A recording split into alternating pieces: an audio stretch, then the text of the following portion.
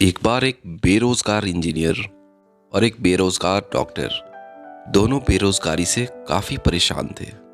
उन दोनों में से जो इंजीनियर था वो भी डॉक्टर की क्लिनिक खोलकर बैठ गया और अपने क्लिनिक के बाहर लगा दिया, हमारे यहाँ इलाज कराने पर 500 रुपये देना होगा ठीक होने पर, और अगर ना ठीक हो तो 1000 रुपये लेकर वापस जाए।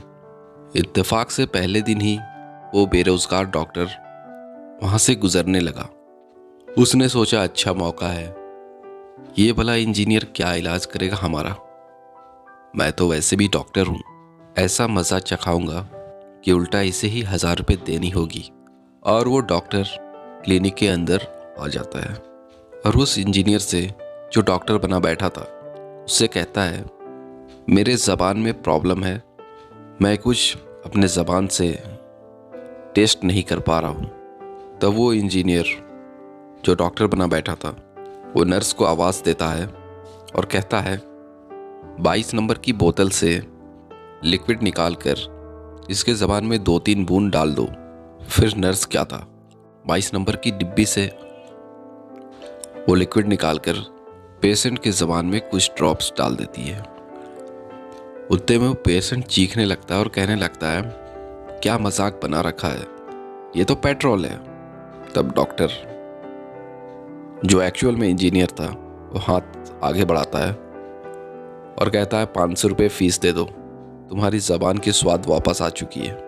वो जो डॉक्टर पेशेंट बनकर आया था उदास मन से उसे 500 रुपये देकर जाता है।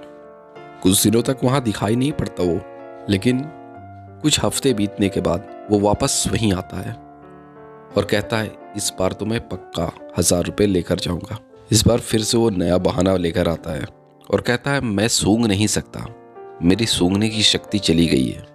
वो वापस डॉक्टर जो हकीकत में इंजीनियर था वो नर्स से कहता है, वो 22 नंबर की बोतल से दवा निकाल कर लाना और इसके नाक में कुछ ड्रॉप्स डालो। वो नर्स डॉक्टर के कहने पर वैसा ही करती है। पेशेंट फिर से चीखने लगता है, तुम्हारा दिमाग तो नहीं खराब हो गया, ये क्या कर रहे हो, ये तो पेट्रोल है।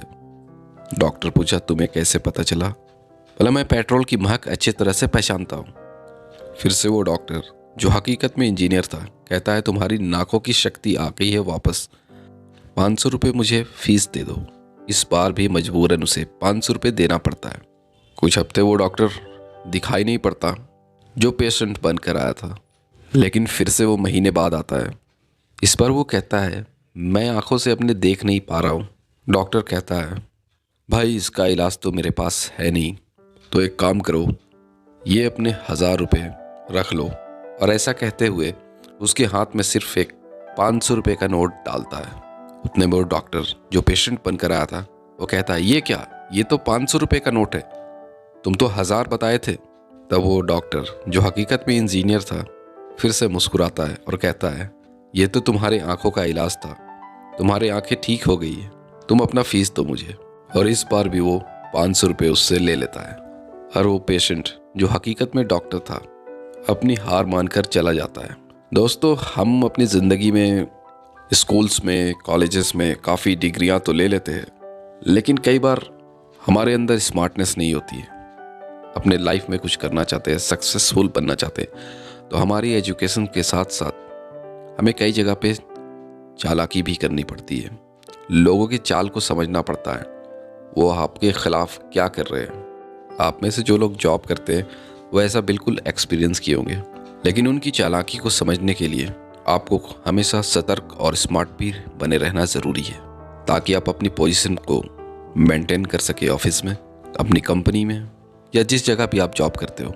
दोस्तों, आज के लिए बस इतना ही। अगर ये मेरी छोटी सी कहानी आप लोगों को अच्छी लगी हो तो प्लीज़ मेरे चैनल को सब्सक्राइब करें और मेरे वीडियो को भी लाइक करना ना भूलें। Thank you.